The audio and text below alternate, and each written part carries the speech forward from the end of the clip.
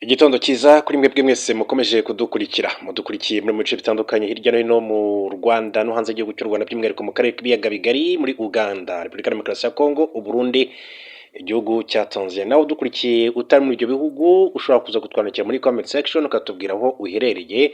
Hanyuma rero tudatinze n'amakuru akomeye cyane azindutse avugwa kuri Madame Louise Mushikiwabo.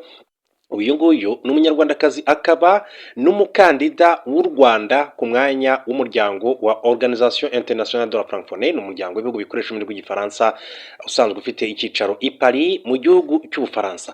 Mu buryo butunguranye cyane, Minisitiri w'Ububanyi n'Amahanga w'u Rwanda Ambasaderi Olivier Nduhungirehe ndetse akaba n'umukuru wa diplomasi y'u Rwanda. Hanyuma mbere gato kandi yuko ngaruka kuri iyi nkuru, navuga ko ni inkuru itunga abanyarwanda bose muri rusange, reka mbanze nce mu yandi makuru mu buryo bw'incamake. Dr Matembe wanenze Museveni n'umuhungu we General Muhoozi Kainerugaba yafunguwe by'agateganyo. Urukiko rwa Ruzira muri Uganda rwategetse ko Dr Miria Matembe wahoze ari minisitiri w'uburere mbonezabupfura ukurikiranyweho icyaha cyo guteza amacakubiri afungurwa by'agateganyo. Umucamanza witwa Shahila Gloria Atim yatangaje ko Dr Matembe yemeye ibisabwa kugira ngo afungurwe by'agateganyo, hanyuma yemeye gusinya amasezerano y'uko azishyura miliyoni 3 z'amashiringi ya Uganda mu gihe yaba atubahirije ibisabwa. Abamwishingiye nabo kandi bemeye aya masezerano ko bazubahiriza ibyo urukiko rusaba. Urukiko kandi rwamusabye kuzibukira imvugo zishobora gukura amacakubiri no kujya yitaba urukiko igihe cyose akenewe kugeza urubanza rupfundikiwe. Atimu yavuze ko urukiko rufungura umuntu by'agateganyo rwabanje kandi kureba ku ngingo nyinshi cyane nk'ubukomere bw'icyaha, aho uregwa atuye n'ibindi bijyanye no kureba ibitabangamira rubanda. Ashimangira ko kandi umuntu uregwa wese aba ari umwere kugeza ahamijwe n'urukiko icyaha akurikiranyweho. Nyuma yo gusuzuma izo ngingo zose, urukiko rwategetse ko Dr Matembe afungurwa by'agateganyo. Umucamanza yasobanuye ko icyaha Dr Matembe yakurikiranyweho gihanishwa igifungo kitarenze imyaka igera kuri 5. Rushingiye kuri ibi, urukiko rwemeje ko atari icyaha gikomeye cyane buryo cyatuma uyu mugore agumishwa muri gereza cyangwa se muri kasho. Ikindi cyashingiyeho nuko Dr Matembe asanganywe imyitwarire myiza. Dr Matembe yagejejwe imbere y'urukiko ku itariki ya 30 Kamena 2026. Ubushinjacyaha bwamusobanuriye ko muri Kamena 2026 mu gace ka Nakawa hari amagambo yatangarije kuri Diki TV Uganda avuga ko imisoro y'abaturage ikoreshwa mu nyungu z'abayobozi bo mu bwoko bw'abanyankore. Ubushinjacyaha buvuga ko ayo magambo ashobora guteza urwango n'amacakubiri mu baturage. Dr Miria Matembe atangiye gukurikiranwa n'inkiko nyuma y'iminsi mike umugaba mukuru w'ingabo za Uganda General Muhoozi Kainerugaba atangaje ko yafunze uyu mugore. Ibi byakurikiwe n'andi magambo akakaye Muhoozi yagiye ashyira kuri X agaruka kuri uyu mugore. Mu minsi yabanje kandi hari amakuru yavugaga ko Dr Miria Matembe yari yaraburiwe irengero nyuma y'uko inzu ye isatswe n'inzego z'umutekano, bikaza gukurikirwa n'ifatwa ry'abari inshuti ze za hafi. Ikibazo cya General Muhoozi Kainerugaba na Dr Matembe cyatewe n'amagambo uyu mugore yagiye amuvugaho mu bihe bitandukanye. Mu kiganiro Dr Matembe yagiranye na The Newsroom Uganda kijya hanze ku itariki 20 Kamena 2026, yumvikanye nenga uburyo Perezida Museveni n'umuhungu we bayoboye igihugu cya Uganda. Tube kuri Dr Matembe ahubwo mbabwire ko mu yandi makuru agezweho mu buryo bw'incamake mu gihugu cya Cote d'Ivoire, nibazo ni byinshi cyane, aho umuvugizi wa guverinoma muri Cote d'Ivoire yitwa Amadou Coulibaly yabwiye inteko ishinga amategeko y'iki gihugu ko imyuzure imaze guhitana abagera kuri 59 abandi bagishakishwa. Yabivuze ku itariki ya 2 Nyakanga 2026 agaragaza ko ibikorwa by'ubutabazi bigikomeje. Imyuzure yatewe n'imvura nyinshi imaze igihe igwa muri iki gihugu, aho guhera ku itariki 29 Kamena 2026 yatangiye guteza imyuzure ikomeye cyane mu mujyi wa Abidjan. Si muri Cote d'Ivoire gusa imyuzure yibasiye kuko no mu bice bitandukanye bya Ghana birimo n'umurwa mukuru wa Ghana Accra, aho abagera kuri 12 kandi bamaze kwicwa n'imyuzure. Inzego z'ubutabazi muri Ghana zagaragaje ko ibikorwa by'ubutabazi byagoranye cyane kubera ubwinshi bw'amazi n'uburebure bwayo, ku buryo byabaye ngombwa ko bitabaza ingabo ngo zibafashe mu bikorwa by'ubutabazi. Reka mbabwire ko Perezida Donald Trump, wenda mbere gato ko tujya kuri iyi nkuru ya Donald Trump, reka mbanze nce mu gihugu cy'Ubufaransa, mbabwire ko abadepite bemeje umushinga w'itegeko ryo guhura abarembye.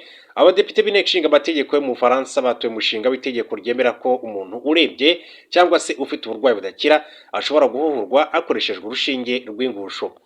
Iri tegeko ryari rishyigikiwe na perezida w'Ubufaransa Emmanuel Macron, gusa ubusabe bwe bwagiye buterwa utwatsi na bamwe mu badepite bagize amashyaka atavuga rumwe n'ubutegetsi ndetse n'amadini yo muri iki gihugu. Abadepite batoye ni 527, aho 295 muri bo bashyigikiye uyu mushinga w'itegeko, mu gihe 132 batawushyigikiye, naho abandi 35 bifashe. Amashyaka arimo France Insoumise, Socialiste, Green ndetse na Communiste nibo batoye uyu mushinga w'itegeko washyirwa mu bikorwa, mu gihe andi mashyaka kandi atavuga rumwe n'ubutegetsi bw'Ubufaransa bo batigeze babyemeza. Uyu mushinga mushya w'itegeko ugena ko umurwayi wabyisabiye ashobora guhabwa umuti umuhura akawinywesha cyangwa se akawuhabwa n'abaganga igihe bigaragaye ko nta mbaraga afite zo kuwiha. Abazemererwa iyi serivisi ni abari hejuru y'imyaka 18 kandi bakaba ari abaturage bafite ubwenegihugu bw'Ubufaransa cyangwa se ahaba byemewe, ndetse bafite uburwayi bubarembeje kubera uburibwe kandi bigaragara ko batazakira. Umuganga azajya abaza mugenzi we w'inzobere, cyane cyane umuhanga mu by'imitekerereze, umwanzuro uzajya ufatwa mu minsi 15 nyuma y'iminsi byibuze 2 yo kwitekerezaho. Uyu mushinga w'itegeko umaze igihe uteza impaka mu Faransa, cyane ko iki gihugu kigizwe n'umubare munini cyane w'abayoboke ba Kiliziya Gatolika idakozwa ibyo guhura abarwayi. Biteganyijwe ko uzemezwa ku buryo budasubirwaho ku itariki ya 15 Nyakanga 2026 n'abasenateri b'iki gihugu. Mu gihe Ubufaransa bwakwemeza iri tegeko ryo guhura abarwayi, buzaba bubaye igihugu cya 7 mu bigize umuryango umwe bw'Uburayi bifite iri tegeko, nyuma y'Ubuholandi, Ububiligi, Luxembourg, Espagne, Ubudage, Autriche ndetse n'Ubusuwisi. Ikaze rero muri abakuru yacu kuri Madame Louise Mushikiwabo, twihuta babwira ko nk'uko bigarukwaho ndetse na Minisitiri w'Ububanyi n'Amahanga n'Ubutwererane w'u Rwanda Ambasaderi Olivier Nduhungirehe, akaba n'umukuru wa diplomasi y'u Rwanda, yatangaje ko hagaragaye itandukaniro rikomeye cyane mu bushobozi bw'abakandida 4 bahataniye kuyobora umuryango wa Organisation Internationale de la Francophonie uhuza ibihugu bikoresha Igifaransa. Aba bakandida n'umunyarwandakazi Madame Louise Mushikiwabo uhoze ari na Minisitiri w'Ububanyi n'Amahanga w'u Rwanda, Juliana Amato Lumumba wo muri Repubulika ya Demokarasi ya Congo, Kumba Bey wo muri Mauritania ndetse na Dacius Cioloz wo muri Romania. Minisitiri Nduhungirehe yitabiriye igikorwa cyo kumva imigabo n'imigambi y'abakandida cyitabiriwe n'abagize inama y'Aminisitiri ya Organisation Internationale de la Francophonie izwi nka CMF i Paris mu Bufaransa ku itariki ya 30 Kamena 2026. Yasobanuye ko iki gikorwa kibaye ku nshuro ya mbere kiri mu mavugurura yazanywe n'umunyamabanga mukuru wa OIF Madame Louise Mushikiwabo, cyitabiriwe n'abahagarariye ibihugu 29 barimo abaminisitiri 23. Minisitiri Nduhungirehe yasobanuye ko abakandida 3 bitabiriye iki gikorwa, imbonankubone Juliana Lumumba Amato witabiriye yifashishije ikoranabuhanga rihuza amashusho cyangwa se video conference. Yatangaje ko buri mukandida yafashe iminota 20 yo kwisobanura no gusobanura imigabo n'imigambi, afite iminota 30 yo gusubiza ibibazo by'abagize inama y'abaminisitiri y'uyu muryango. Minisitiri Nduhungirehe yavuze ko nyuma y'iki gikorwa abagize inama banzuye ko abakandida basobanuye imigabo n'imigambi yabo mu buryo bwubaka kandi ko nta guhangana kwabaye hagati y'ibihugu cyangwa se ubwabo. Aba bantu banashoboye kandi kuganira mu bupfura ndetse no mu bwubahane ubwo bari mu gikorwa cyo kwiyakira cyayobowe na perezida wa CMF wo muri Camboge. Minisitiri Nduhungirehe yasobanuye ko abagize iyi nama babonye itandukaniro rikomeye cyane hagati ya Mushikiwabo n'abandi bakandida mu bijyanye n'ubunararibonye, ubushobozi n'ubuhanga, ariko ko ibyo bidakuraho ko buri wese afite aho ashaka kugeza umuryango. Ariko buri wese yabonye itandukaniro rikomeye ku ruhande rumwe hagati y'ubunararibonye, ubushobozi n'ubuhanga bwa Louise Mushikiwabo bwo gutunganya dosiye n'ubw'abandi bakandida 3 bahatanye, ariko ntibikuraho imigambi y'ukuri abakandida bose bashoboye kugaragariza umuryango uduhuza.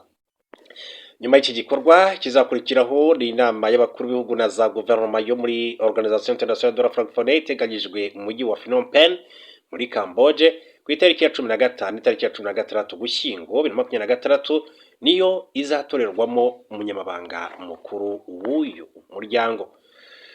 Hanyuma mpindure ingingo turebera andi makuru atandukanye yakomeje kugenda avugwa. Hari amakuru avuga yuko abayobozi mu nzego z'ubuzima muri Leta Zunze Ubumwe za Amerika bakomeje kugira impungenge nyuma yuko indwara y'impiswi ikomeye iterwa na parasite yitwa Cyclospora ikaba rero ikomeje gukwirakwira cyane muri Leta Zunze Ubumwe za Amerika, aho abantu 145 bamaze kugaragara ko bayirwaye kuva mu ntangiriro za Gicurasi. Gusa ariko ikigo cy'Amerika gishinzwe kurwanya ndetse no gukumira indwara CDC kivuga ko iyi mibare ishobora kandi kuba iri hejuru kurushaho, kuko hari benshi bashobora kandi kuba baranduye ariko batari basuzumwa cyangwa se batari babimenya. Muri abo bantu 20 bamaze kujyanwa mu bitaro, ariko kugeza ubu nta muntu urapfa biturutse kuri iyi ndwara. New York iri mu duce twagaragayemo cyane iyi ndwara, aho abantu bari hagati ya 31 na 80 bayanduye. Iyi ndwara yagaragaye kandi no mu bindi bice bya Amerika birimo Alaska, Colorado, Connecticut, Florida, Georgia, Illinois, Louisiana, Massachusetts, North Carolina, Ohio, Pennsylvania, Tennessee, Texas ndetse na Virginia ndetse n'iyitwa Wisconsin. CDC ivuga ko iyi ndwara itera impiswi ikabije cyane, ikajyana no kubyimba mu nda, kuribwa mu nda, iseseme ndetse no kuruka. Hari n'abagira umunaniro ukabije cyangwa se umuriro, mu gihe abandi bashobora kandi kutagaragaza ibimenyetso na gato. Ubusanzwe iyi parasite yandurira mu mafunguro cyangwa se amazi byandujwe n'umwanda, kandi ibimenyetso bigaragara nyuma y'iminsi hafi 7 umuntu ayanduye. Abashinzwe ubuzima bavuga ko iyi ndwara ishobora kuvurwa hakoreshejwe imiti ya antibiyotike, ariko ikaba itagaragara mu bipimo bisanzwe bya laboratwari, bigatuma rero hari benshi cyane batamenya ko bayirwaye. Iyo itavuwe ishobora kumara ukwezi kurenga itera ibibazo byo guhitwa kenshi. Iyi parasite ikunze kuboneka cyane mu bihugu bifite ikirere gishyushye birimo Guatemala, Peru na Nepal. Nta bimenyetso by'uko ishobora kandi kwandurira hagati y'abantu ku bandi. Abashakashatsi bemeza ko kubera ko benshi mu barwaye indwara batigeze kandi bajya hanze y'Amerika, bishobora ko yaturutse mu biribwa bihingwa imbere mu gihugu bikwirakwizwa ku isoko. Abayobozi b'ubuzima bakomeje kandi iperereza kugira ngo bamenye inkomoko nyayo y'iki cyorezo, aho hakomeje kandi gukorwamo ubushakashatsi ku masoko y'ibiribwa ashobora kandi kuba yarakwirakwije iyi parasite. CDC inasaba abaturage ko bagomba kandi koza imboga rwatsi n'amazi atemba kugira ngo bagabanye ibyago byo kwandura indwara nk'uko bishimangirwa. Biba bikomeza kuyabivuga hagati aho ngaho, tugenda dusatira umusozo babwira ko muri Repubulika ya Demokarasi ya Kongo hari amakuru havugwa,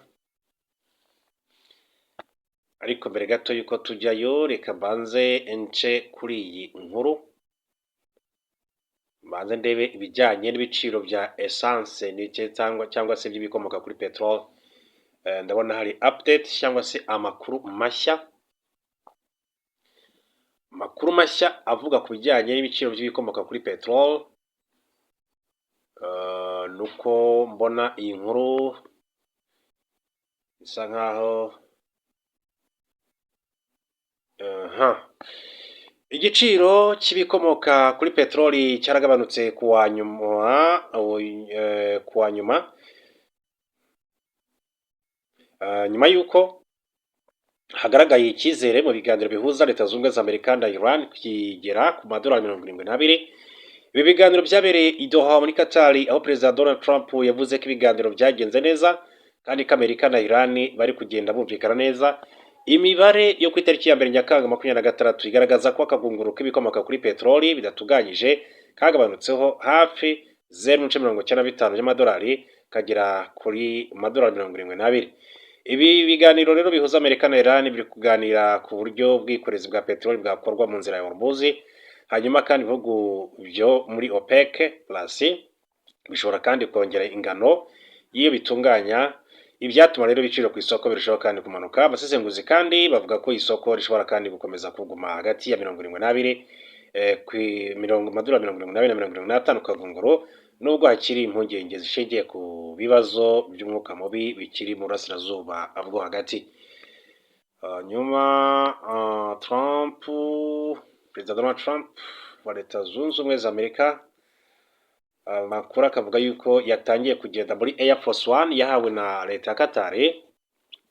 Perezida Donald Trump wa Leta Zunze Ubumwe za Amerika yagiriye uruzinduko muri leta ya North Dakota, aho azitabira umuhango wo gutaha inzu ndangamurage yubakiwe uwahoze ari perezida w'icyo gihugu Theodore Roosevelt. Uruzinduko ruje mu gihe kandi Trump yashyize imbere ibikorwa byo kwizihiza imyaka 50 ishize Amerika ibonye ubwigenge, abikoresha nk'uburyo bwo kugaragaza ubuyobozi bwe nk'icyerekezo afitiye igihugu mbere y'amatora akorwa muri manda hagati yateganyijwe mu Bushyingo. Urugendo rwe rugana mu mujyi wa Medora mu burengerazuba bwa North Dakota ni narwo arubaye urwa mbere akoresheje indege nshya ya Air Force One ariyo Boeing 787 yahawe Amerika nk'impano na Qatar. Iyo ndege yasizwe amabara y'umutuku, umweru, ubururu bwijimye, akaba amabara yatoranyijwe na Trump bwe. Iyi ndege yakomeje kandi guteza impaka kubera amafaranga yakoreshejwe mu kuyivugurura mu gihe gito, ndetse no kuba Amerika kandi yaremeye impano y'indege y'agataraboneka itanzwe n'igihugu cy'amahanga. Bwana Trump yatesha agaciro ibyo anengwa mu gihe kandi ingabo zirwanira mu kirere za Amerika US Air Force zatangaje ko iyo ndege yujuje ibisabwa byose kugira ngo ikoreshwe na Perezida wa Amerika. Mbere yo gufata urugendo rwa mbere kuri iyo ndege, Trump yabwiye abanyamakuru ko Qatar yafashe Amerika neza cyane, anashimira umuyobozi wa Qatar kubw'iyo mpano, avuga ko ari umuntu mwiza cyane. Abajijwe amafaranga abaturage ba Amerika bazatanga kuri iyo ndege, Trump yavuze ko igiciro cyari gito cyane ugereranyije n'icyari gutangwa iyo Amerika iza kuyigurira ndetse no kuyitunganya ubwayo. Yagize ati turayishimira cyane kandi igihugu cyose kirayishimiye. Air Force One ya kera ntihari kigaragaza isura ikwiye igihugu cyacu. Akomeje avuga ko iyo ndege yashyizwemo ibikoresho byose bikenewe kugira ngo iberane no kugendwamo na perezida, birimo n'ibijyanye n'umutekano n'ikoranabuhanga rihanitse. Trump akomeje gushyira imbaraga mu bikorwa byo kwizihiza imyaka 50 y'ubwigenge bwa Amerika. Inzu ndangamurage ya Theodore Roosevelt Presidential Library izafungurwa ku mugaragaro ku wa gatandatu. Ifite ubuso bwa metero kare 819, ikaba irebana na parike y'igihugu yitiriwe Roosevelt. Bwana Trump akunze kuvuga ibigwi bya Theodore Roosevelt wabaye perezida wa Amerika kuva mu mwaka w'1901 kugeza 9 mu mwaka w'1909. Roosevelt azwi cyane nk'umuyobozi wakunze ibikorwa byo kubungabunga ibidukikije, ariko wanaguye ububasha bwa Amerika ku rwego mpuzamahanga. Afasha igihugu cye kandi gutsinda Espagne yashakaga kwigarurira Amerika y'Epfo no gushyigikira iyubakwa ry'umuyoboro wa Panama. Muri manda ye nibwo Amerika kandi yatangiye kuba igihanganye ku isi. Mu rwego rwo gukomeza ibyo bikorwa byo kwizihiza ubwigenge, Trump ateganya ko kwa gatanu uyu munsi agomba gusura cyitwa Mount Rushmore muri Dakota, ahari amashusho manini cyane y'abahoze ari ba perezida bane ba Amerika aribo George Washington, Thomas Jefferson, Theodore Roosevelt ndetse na Abraham Lincoln. Kwa gatandatu kandi biteganyijwe ko Trump agomba kuvuga ijambo rikomeye mu birori byo kwizihiza umunsi mukuru w'ubwigenge. Bigomba kubera i Washington DC, aho agomba no kuraswa ibishashi cyangwa se fireworks cyangwa se feu d'artifice bigomba kuzamara iminota 35 hejuru y'umugezi wa Potomac. Reka dusoreze muri Repubulika Demokarasi ya Congo, mbabwire ko ubutegetsi bw'iki gihugu bwongeye kandi gukereza umutwe w'iterabwoba wa FDLR umaze imyaka hafi 30 ukorera mu burasirazuba bw'iki gihugu, nyamara kandi uteza umutekano muke mu Rwanda ndetse mu karere.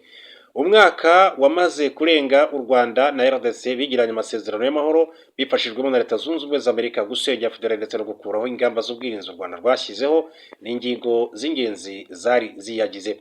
Kwa 27 Kamena 2026, umujyanama wa perezida wa Amerika mu bijyanye n'ubufatanye na Amerika na Afrika, Masad Boulos, yagaragaje ko amasezerano yasinyiwe i Washington atari kubahirizwa. Masad Boulos yavuze ko ku ruhande rwa leta RDC yagombaga gusenya FDLR itari kubyubahiriza byibura mu bice igenzura, bitesha agaciro ibyo iyi leta kandi yavugaga kuva mu mpera za 2026 ko yatangiye gusenya umutwe. Mu kiganiro n'umunyamakuru Mark Parkman wa France 24, umuvugizi wa guverinoma ya RDC Patrick Muyaya yabajijwe impamvu ubutegetsi bwabo butari gusenya FDLR, agerageza kwerekana ko urugamba rwo muri teritwari ya Uvira rwabaye mu ntangiriro z'ukwezi 2025 rwaburijemo iyi gahunda. Urugamba rwa Uvira rwahanganishije ihuriro ry'ingabo za leta ya RDC z'u Burundi, Wazalendo na FDLR na FC23 hashize hafi y'amezi agera kuri 6 amasezerano y'amahoro ya Washington ashyizweho umukono. Patrick Muyaya yagaragarije umunyamakuru ko mu nama y'umutekano yahuje intumwa z'u Rwanda, RDC na Amerika nyuma y'amasezerano zemeranyije ko abarwanyi ba FDLR bari mu bice bitandatu birimo 5 bigenzurwa na FC23 ndetse na kimwe kigenzurwa na leta ya RDC. Uyu munyapolitike yasubiyemo ko leta ya RDC ifite ubushake bwo kubahiriza amasezerano. Umunyamakuru amuca mu ijambo amubwira ati ariko ni muri gusenya FDLR, uri kuvuga ko bitashoboka bitewe n'ikibazo gihari. Patrick Muyaya yahinduye imvugo abwira umunyamakuru ko FDLR ari urwitwazo rw'ubutegetsi bw'u Rwanda kuko ngo muri 2020 ubwo Felix Tshisekedi yaramaze ku mwaka ari perezida hari bamwe mu barwanyi b'uyu mutwe w'iterabwoba bacyowe. Reka nkwibutse ko muri 2020 ateganya umwaka perezida agiye ku butegetsi, ngira ngo twahereje mu Rwanda bamwe muri abo bantu. Birumvikana ko ushaka amahoro mbere ari RDC kubera intambara iri kubera mu gihugu cyacu. Ikiganiro cyarangiye umuvugizi wa guverinoma ya RDC adasobanuye impamvu muri iki gihe perezida wabo atacyubahiriza inshingano yo gusenya uyu mutwe w'iterabwoba. Leta y'u Rwanda igaragaza ko aho gusenya FDLR nk'uko amasezerano ya Washington bisaba, ubutegetsi bwa RDC bwarushijeho kandi gukora nabo byifatanya mu rugamba bihanganyemo n'ihuriro rya Alliance Fleuve Congo M23. Reka mbashimire cyane, mbifuriza gukomeza kugira ibihe byiza, hanyuma turaza gusubira mu makuru masaha imbere.